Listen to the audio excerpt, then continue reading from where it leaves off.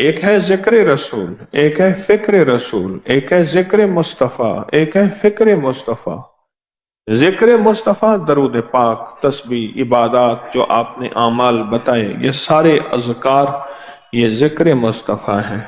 اور فکر مصطفیٰ یہ ہے کہ اکیلا میں نہیں، ساری انسانیت کو خیر کا پیغام پہنچانا اور ساری انسانیت کو روح کی دنیا میں بیدار کرنا اور سارے لوگوں کے ہر طبقات کو کملی والے کی غلامی، یہ فکر مصطفیٰ ہے۔ جتنے بھی اولیاء صالحین آپ کو ملیں گے، کسی کا گھر کہاں لیکن آستانہ کہاں، جائے مہد کہاں جائے لحد کہاں۔ مہد کہتے ہیں ماں کی گود اور لحد کہتے ہیں قبر کی گود۔ آپ جتنے بھی اولیاء صالحین کی زندگی اٹھا کے دیکھیں گے، ہر مہاجر ہوگا، ہر نے ہجرت کی ہوگی اور ہجرت اللہ کے لیے کی ہوگی، مال دولت چیزوں کے لیے نہیں، کہ ان کا مطلوب یہی ہوتا تھا کہ کسی طرح اللہ کی مخلوق کے دلوں میں روح کی دنیا اتر جائے، من کی دنیا اتر جائے اور جذبوں کی دنیا اتر جائے۔ یہ فکر مصطفیٰ ہے۔ درود تو عبادت، درود تو نشانیاں دیتی ہے، درود نسلیں دیتی ہے، درود صالحیت اور صلاحیت کا ذریعہ ہے، درود راحتوں اور برکتوں کا ذریعہ ہے۔ اپنی زندگی میں درود کو شامل کریں، اور درود دنیا کے مسائل کا حل ہے، قرضوں کا، بیماریوں کا، بے اولادیوں کا، مشکلات کا، پریشانیوں کا حل ہے۔ درود حل ہے، درود عبادت ہے، درود تسبیح ہے، درود مشکل کشا وظیفہ ہے، درود حاجت روا عمل ہے، اور درود دلوں کی تسکین ہے۔ درود اندر کا نظام ہے، جس سے دل منور ہوتے ہیں، طبیعتیں معطر ہوتی ہیں۔ درود ہے۔ ہمارے ایک استاد تھے، ان کا نام تھا عزیز الرحمان صاحب۔ وہ جز وقتی کچھ عرصہ ہم نے ان سے فارسی عربی پڑھی۔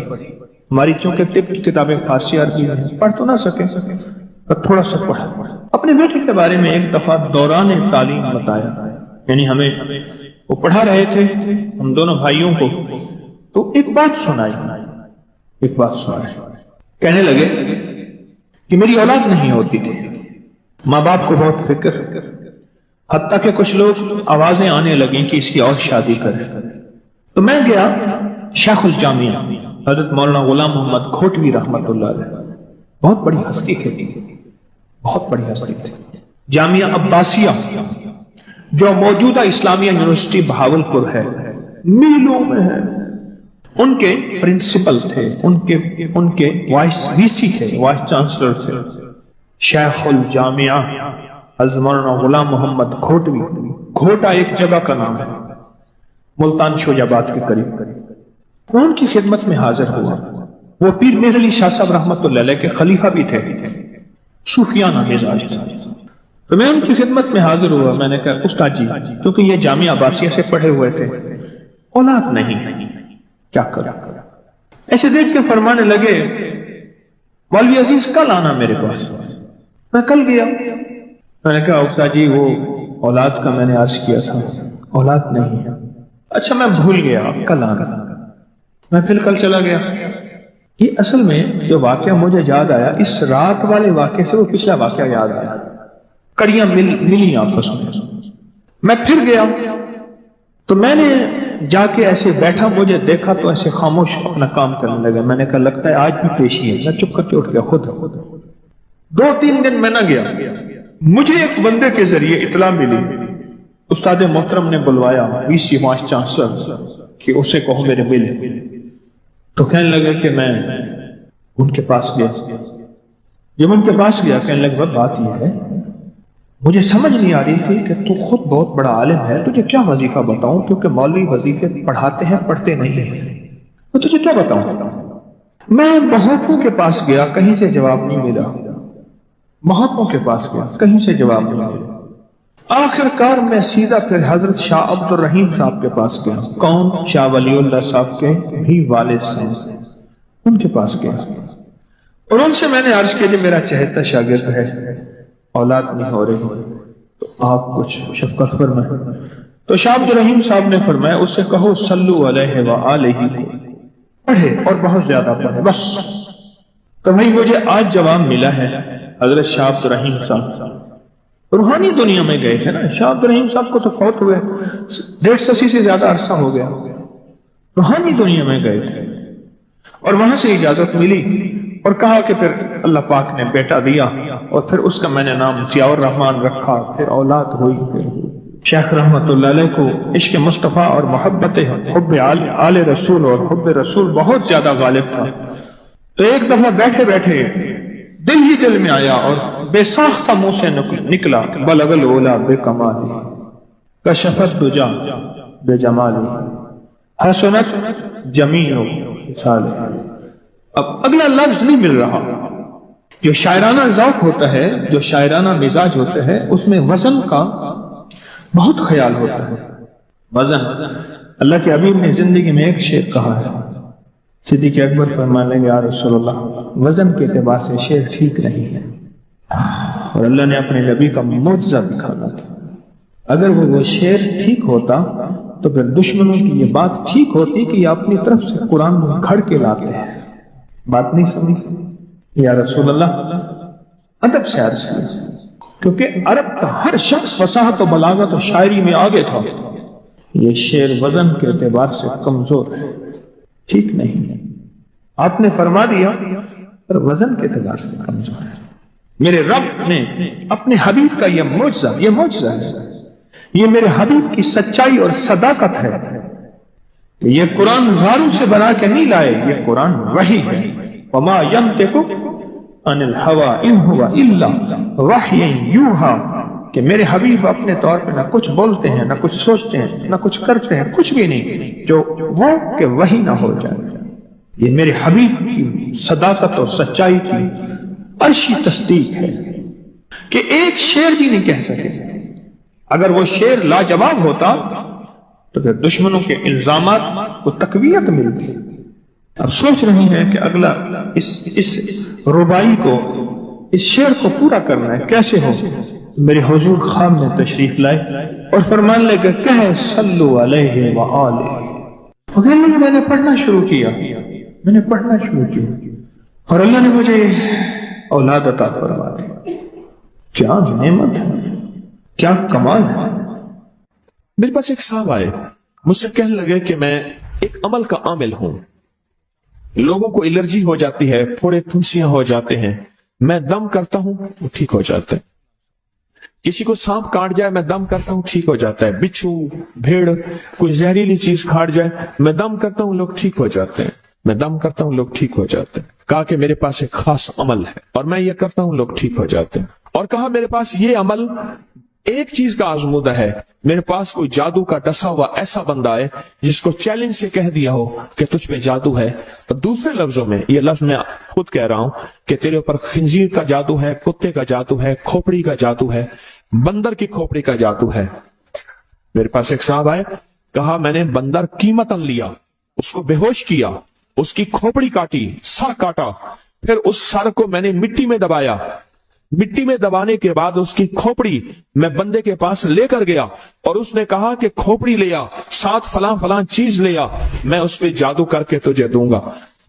میں نے کسی کے خلاف کروایا تھا۔ مجھے بندہ کہنے لگا کہ کوئی جادو کالے سے کالا، خطرناک سے خطرناک بندش ہو، میں اس عمل کو کر کے دیتا ہوں لوگ ٹھیک ہو جاتے ہیں۔ کہا بندھے ہوئے، زنجیروں میں الجھے ہوئے، بندشوں کے مارے ہوئے ٹھیک کرتا ہوں۔ کہا کہ میں چاہتا ہوں وہ ورد میں آپ کو دے دوں، آپ لوگوں سے نہیں چھپاتے، تو میں کہتا ہوں میں بھی آپ سے نہ چھپاؤں، میں کہ تیری مہربانی ہے دے دے۔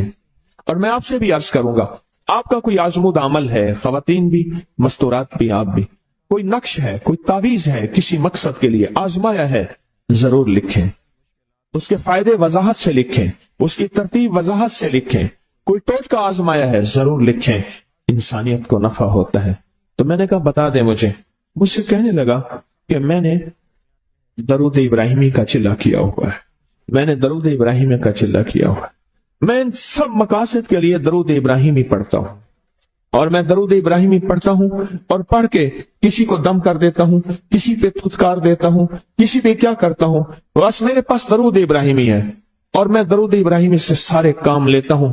کہا کہ یہاں تک کہ میں سفر میں جاتا ہوں اور میری چاہت ہوتی ہے کہ میں یہ کھانے کو مجھے ملے, یہ پینے کو ملے, مجھے اس طرح کی رہائش ملے, اس طرح. کہا درود ابراہیمی پڑھتا ہوں, مجھے یقین ہے, اور ویسے ہو جاتا ہے.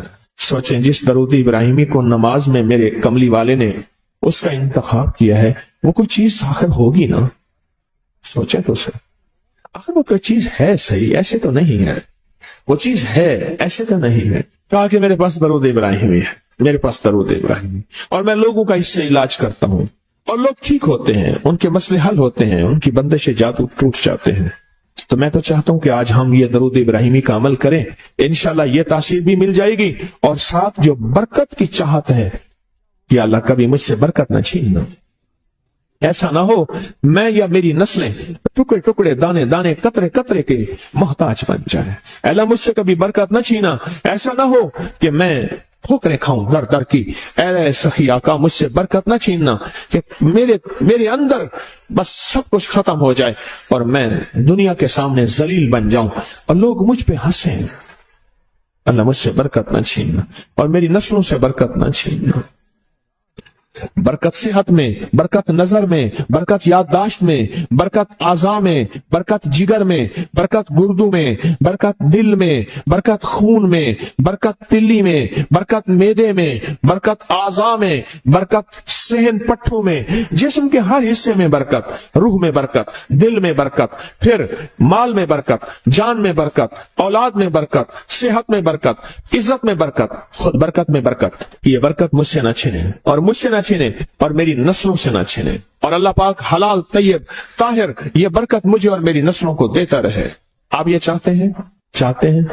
کتنے لوگ بے شمار ایسے ہیں ان کے باپ دادا بڑے مالدار تھے, نام تھا ان کا, آج وہ قسمہ پرسی میں ہیں.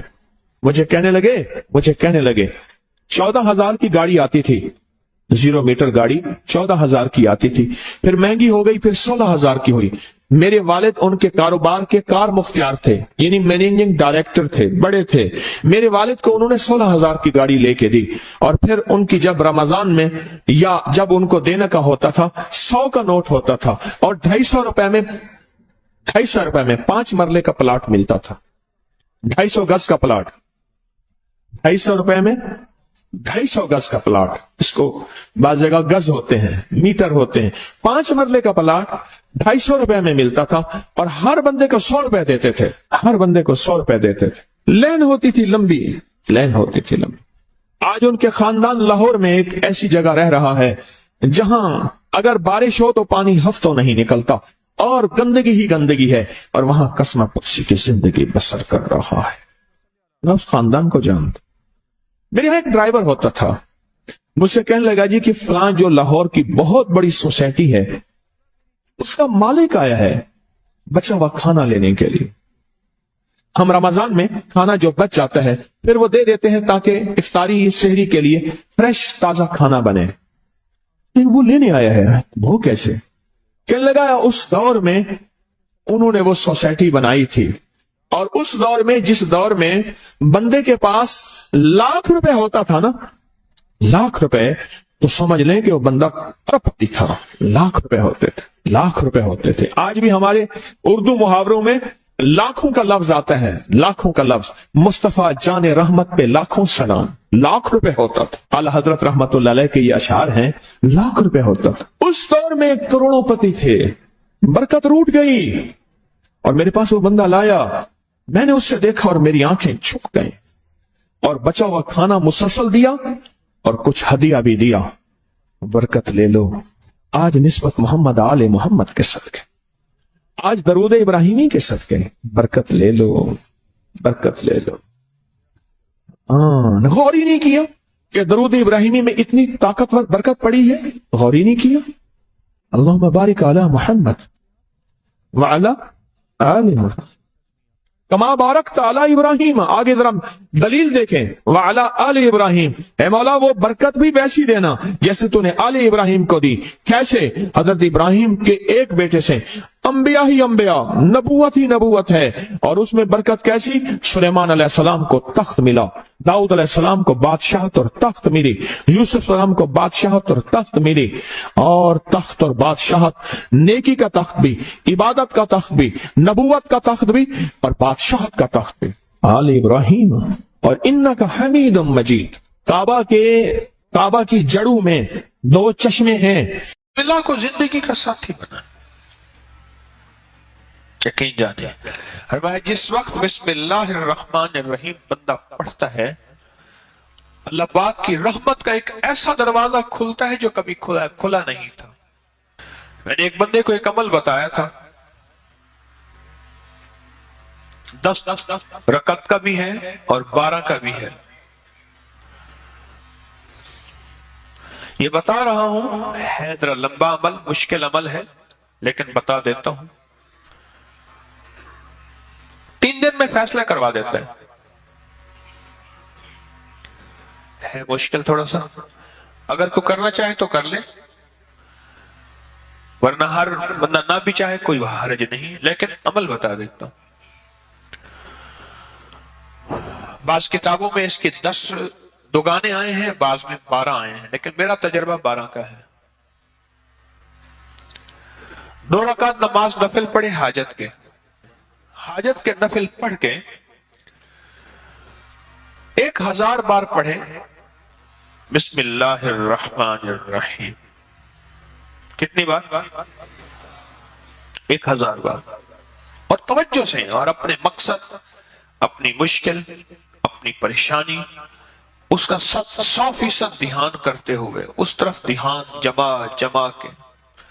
वो मसला औलाद का है, वो रिस्क का है, वो सेहत का है, वो इज्जत का है, वो कैद से खलासी का है, वो मुश्किलात की हल का है, वो अल्लाह की जात आली के कुर्ब का है, वो मदीने वाले के इश्क और मोहब्बत का है, वो जिंदगी की किसी मुश्किल रूहानी, जिस्मानी या जमीनी और आसमानी कोई मुश्किल, कोई मंजिल है, उसके लिए ये बहुत ही ज्यादा आजमूदा और बाकमाल है। फिर 1000 दफा अबल आकर 3 बार दरूद पाक, 1000 दफा बिस्मिल्लाहिर्रहमानिर्रहीम पढ़े, फिर 2 रकात नमाज नफिल पढ़े, फिर 1000 दफा बिस्मिल्लाहिर्रहमानिर्रहीम पढ़े, फिर 2 रकात नमाज नफिल पढ़े, फिर 1000 दफा बिस्मिल्लाहिर्रहमानिर्रहीम पढ़े। ये 10 दुगाने और 10 हर दफा बिस्मिल्लाहिर्रहमानिर्रहीम, 12 दुगाने, 2 रकतें, और हर बार 1000 बार बिस्मिल्लाहिर्रहमानिर्रहीम पढ़े। ये 3 दिन अमल करना है सिर्फ। इसको तो मैंने,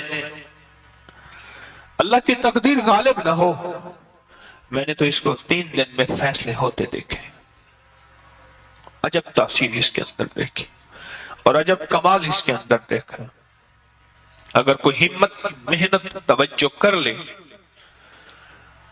वजू टूट जाए, नया वजू कर सकता है, बावजू तवज्जो से, ध्यान से, और ध्यान जमा के, जिसको मैं अक्सर एक अल्लाह वाले की बात अर्ज किया करता हूं, अल्लाह का जिक्र अल्लाह के ध्यान से, अल्लाह का जिक्र अल्लाह के ध्यान से। मैं अक्सर अर्ज किया करता हूं आपकी खिदमत में, इसको ध्यान जमा के करना है।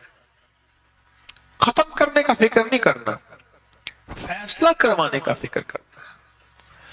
बड़ा फर्क है, फैसला करवाने का फिक्र करना। एक है कि बस उधर 12 दुगाने खत्म हो जाएं और उधर जो है 12,000 दफा पढ़ लो। एक ये है, नहीं मौला तो 3 दिन का मोहताज है, मौला तो 12,000 का मोहताज है, मौला तो मेरी एक दफा बिस्मिल्लाह का को मोहताज नहीं। तेरा नाम है, तो मेरे बगैर पढ़े फैसला करते हैं। और मौला तो मेरे 12,000 बिस्मिल्लाह पढ़ने का मोहताज है क्या? मौला तो एक दफा बिस्मिल्लाह क्या, मैं अर्ज करूं तू कर दे, तेरी मेहरबानी इतनी शान करीमी है। तो अमल तेदाद पूरी करने का फिक्र ना हो, मेरी बात पे जरा गौर कीजिएगा। बल्कि कबूल होने का फिक्र हो, महबूब होने का फिक्र हो, मकबूल होने का फिक्र हो, इसका फिक्र ज्यादा हो, और बहुत ज्यादा इसका फिक्र हो। 3 दिन में तो फैसले होते देखे।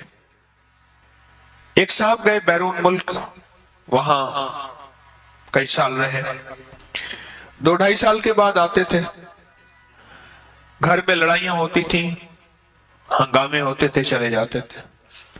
एक दफा अचानक आ गए बगैर इत्तला के, और किसी ने उनको बदगुमानी में मुब्तला कर दिया कि तेरी बीवी का चाल चलन, उसका अंदाज ठीक नहीं है, मशकूक है। अचानक आया और झगड़े हुए और बीवी को निकाल दिया। हालांकि इकट्ठे रहते थे, ज्वाइंट फैमिली थी, और वो कमजोर किरदार की नहीं थी। इसका शक और बदगुमानी, और इतना बढ़ा के तलाक तक मामला पहुंचा, और उसने एक तलाक भिजवा दी। अब सारे परेशान। तो मैंने उनसे अर्ज किया, मैंने कहा भाई एक अमल है मेरे पास, है जरा मुशक्कत वाला, कि मैं आमतौर पे मुशक्कत वाले अमल नहीं बताता, आप मेरे जितने अमल उठा के देख लें उसमें मुशक्कत वाले अमल नहीं है। मेरी कोशिश होती है आसान आसान छोटे छोटे अमल बताऊं जिसमें अल्लाह की मखलूक को करने में सहूलत हो। मैं कही अमल है मुशक्कत वाला, पर इस अमल में एक बात खास तौर पे है कि इस अमल को पूरा करने का फिक्र किया तो शायद अल्लाह करीम है फायदा कर दे, लेकिन एक है कि अमल को पूरा करने का फिक्र, और एक है कि कबूल होने का फिक्र। जब कबूल होने का फिक्र होता है उस वक्त गिड़गिड़ाना भी और होता है, भिखारी बनना भी और होता है, मांगना भी और होता है, उसका अंदाज भी और होता है। क्या ख्याल है? उसका दर्द भी और होता है, उसका गम भी और होता है, उसकी चुभन भी और होती है, उसकी कुढ़न भी और होती है, ये और चीज होती है जब कबूल होने का फिक्र हो। और जब कबूल होने का फिक्र ना हो, बस अमल पूरा करने का फिक्र हो, तो फिर नहीं। एक तलाक भेज दी, और बाकी तलाकों के लिए उन्होंने पहले से अमल करना शुरू कर दिया। रुजू हुआ, बसे, उनके बच्चों के आज बच्चे हैं, उनके बच्चों के बच्चे हैं। कभी कभी मुलाकात होती है तो अंदर से एक आवाज उठती है, ये बिस्मिल्लाह के रंगे हुए लोग हैं, ये बिस्मिल्लाह के फायदे और बिस्मिल्लाह की बरकत को लेने वाले हजरात हैं, और बिस्मिल्लाह की बरकत को लेने और पाने वाले ये वो लोग हैं, ये वो घर है, बिस्मिल्लाह से बस गया।